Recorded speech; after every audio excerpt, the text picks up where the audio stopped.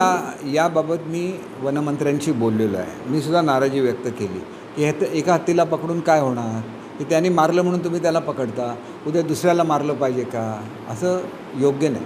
तसं मी सांगितलं, ते नागपूरमध्ये होते, त्यांनी ताबडतोब 10 लाखाचा धनादेश देण्याचे आदेश दिलेले आहेत आणि उरलेला 15 लाखाचा सुद्धा मिळणार.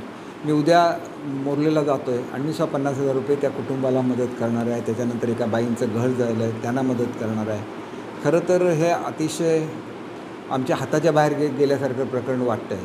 कारण वारंवार उच्च स्तरावरून आदेश येत आहेत, परंतु त्याची अंमलबजावणी शेवटी मला वनमंत्र्यांना असं सांगायला लागलं की तुम्हालाच शेवटी कर्नाटकशी बोलायला लागेल आणि ह्याला गती द्यायला लागेल. नाहीतर काय उद्या पाऊस आला तरी सगळी मोहीमच थांबून जाणार, कारण पावसामध्ये तुम्ही ट्रँक्युलाइज करू शकत नाही हत्तीला. आणि त्याच्यामुळे हा एक अशा तऱ्हेचा वेगळा प्रश्न आहे की तोपर्यंत त्यांचा कॅम्प बनवा.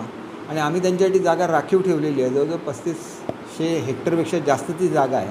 त्याच्यामध्ये त्यांना सोडा, त्याच्यामध्ये केळीची झाडे लावा, त्याच्यामध्ये उचं लावा, सगळं लावता येईल. परंतु मला असं वाटतं की आता स्वतःच येऊन बसायला लागेल इथं आणि हे कामं करायला लागतील. त्याच्यामुळे उद्या फॉरेस्ट डिपार्टमेंटच्या उद्घाटनाला सुद्धा मी जाणार नाही, कारण जर रिझल्ट नसेल तर त्याचा मला काय उपयोग नाही. मी जे काय बोलायचं आता वनमंत्र्यांशी बोलेन आणि कारवाई करून घेईन.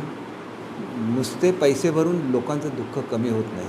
आज लोक भीतीच्या ह्याच्यामध्ये वावरत आहेत. आज काजूचा सीझन आहे, लोक काजूच्या सीझनला आपल्या काजू काढायला जाऊ शकत नाही, ते बोंड खाली पडून फुकट जात आहेत, त्याच्यावरचे काजू फुकट जात आहेत, चोऱ्या होत आहेत. ह्या परिस्थितीतून दोडामार्ग तालुक्याला बाहेर काढायला लागेल आणि ह्या दृष्टीने मला वाटतं की लवकरात लवकर याच्यावर इलाज करायला लागेल. 15 तारीखला माझी काही कामं चालू आहेत, ती 15 तारीखला संपतील. 16पासून मी स्वतः याच्यावर येणार आहे. स्वतः मी कर्नाटकमध्ये जाईन, भेटी घेईन तिथं आणि लवकरात लवकर ही साधनसमृद्धी ही आमच्या फॉरेस्ट डिपार्टमेंटला उपलब्ध करून देईल. हत्ती पार करणार अशी तुमची माझी भूमिका होती. हत्तीसाठी आम्ही राखीव वन ठेवलेलंच आहे, परंतु तिथून हत्ती बाहेर पडू नये म्हणून त्याला कंपाऊंड वॉल केली पाहिजे. सगळं सांगितलेलं आहे. यांच्याकडून अजून एस्टिमेटसुद्धा जात नाही.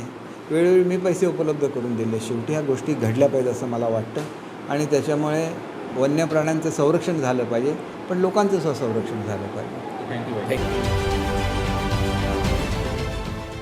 देश विदेशातील प्रत्येक घडामोडींचे लाईव्ह अपडेट मिळवण्यासाठी आता साम टीव्हीच्या सर्व सोशल मीडिया प्लॅटफॉर्मला लाईक, फॉलो आणि सबस्क्राईब करा. तसंच सर्व नोटिफिकेशनसाठी बेल आयकॉन प्रेस करायला विसरू नका.